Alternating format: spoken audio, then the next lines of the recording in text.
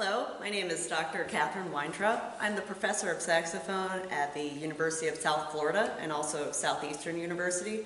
In addition, I'm also a private saxophone instructor in Tampa, Florida. Today I will be performing and teaching the 9th and 10th grade Alto Saxophone Allstate excerpts. I will be starting with the technical excerpt today, which is on page 50 of the Rubank Advanced Method Volume 2. This is page 9, page 50.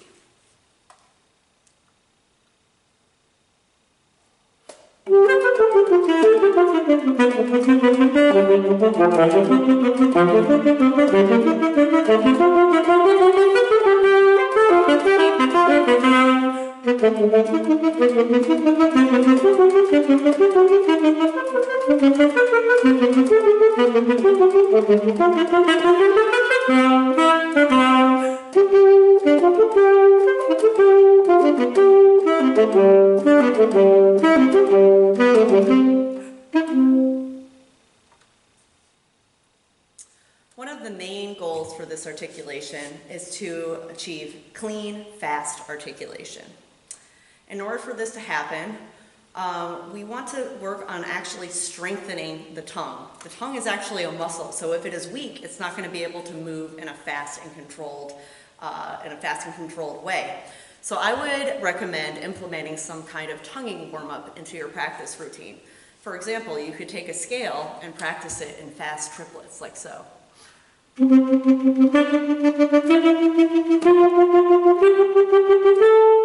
You could also do different rhythm patterns on different scales to get used to strengthening that tongue muscle. We also want to make sure that we are only tonguing with the tip of the tongue on the very tip of the reed to ensure that the resultant articulation is very light. When tonguing in the low register, which is probably one of the more difficult parts of this etude, you simply want to use more air and ensure that your tongue is still engaging with the reed. A lot of times when students get down into the low register, they get a little bit apprehensive about tonguing down there. Just really make sure that your air stays intact and that you're really making contact with the reed. So again, when you're tonguing in your warm-up, you could work on getting those low notes to come out.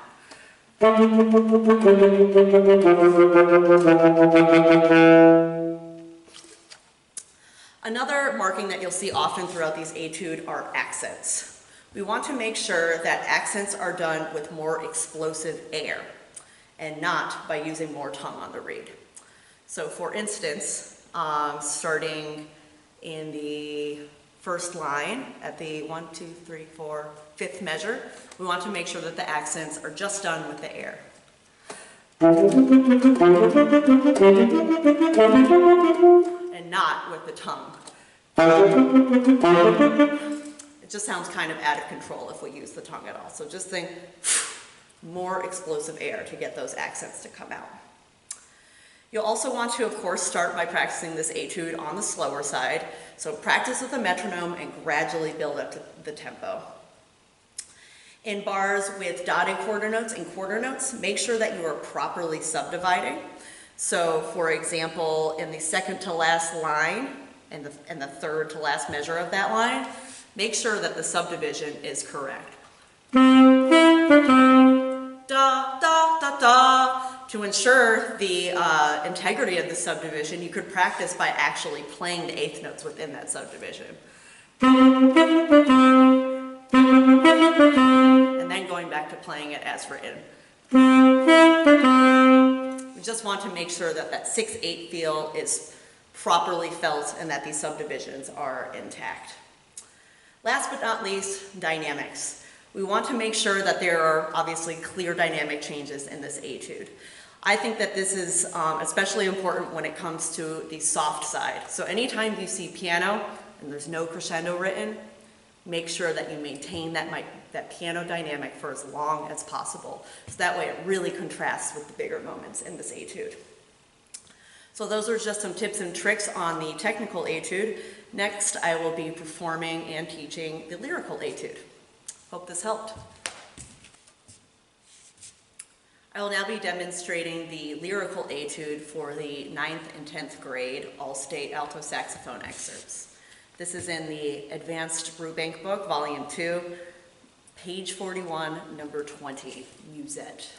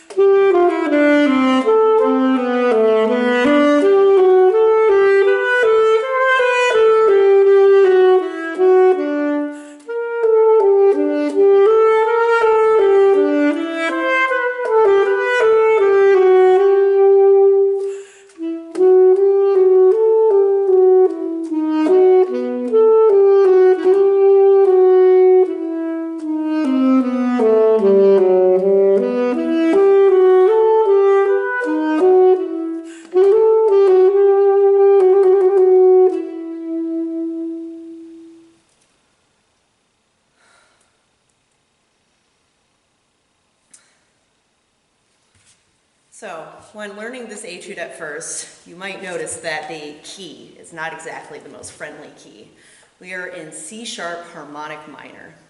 So I would practice this scale, first of all, and most importantly, practice tuning the pitches of this scale.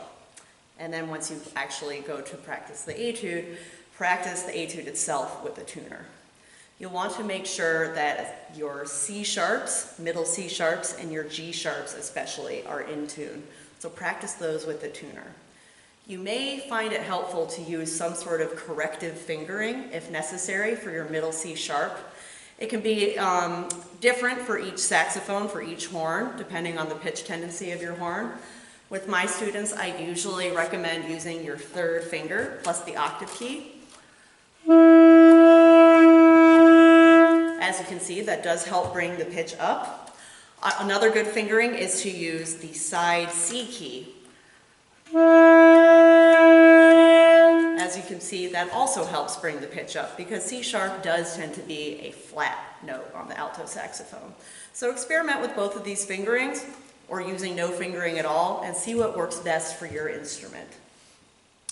Either way, however, you will also need to practice perfecting the timbre or tone quality of your middle C sharp.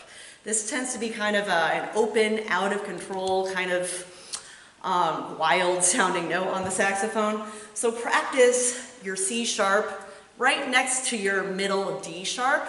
That's going over the break, going from using no fingers to having all of our fingers down, going from using no octave key to octave key. That's called going over the break, and you're going to want to make sure that that segment in your sound is really smooth and that the timbre between those notes are matching. Timbre meaning tone quality.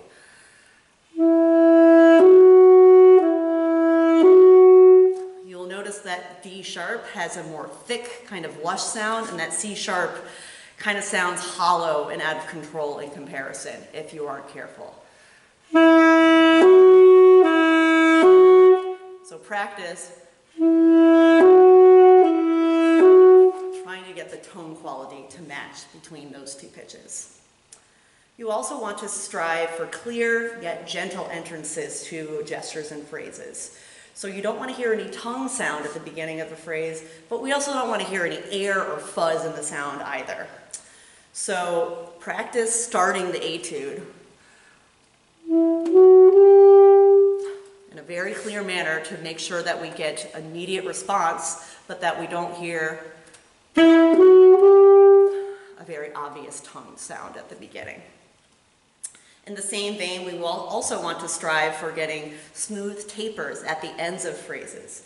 So make sure that at the end of a phrase, most of the time, that your sound kind of tapers into the rest, okay? So very subtle and nuanced beginnings of phrases and ends of phrases. I would also recommend first practicing this etude without any trills or grace notes, or without the ornaments. Make sure that the pulse of the etude is really comfortable, and then add these trills and grace notes in with the metronome making sure that they do not interfere with the pulse of the etude. We also just want to make sure that they sound graceful and in style with the lyrical quality of this etude.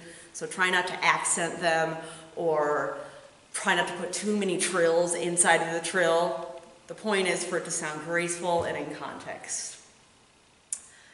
Lastly, we want to make sure that we have a very clear difference between the piano, very small dynamics of this etude, and the mezzo forte dynamics of this etude. So make sure that these are clearly established. Last but not least, you might consider putting a small retard at the very end of the etude, even though it is not marked. So those are just some tips and tricks for the 9th and 10th grade Alto Saxophone Allstate excerpts. I hope these helped, and happy practicing.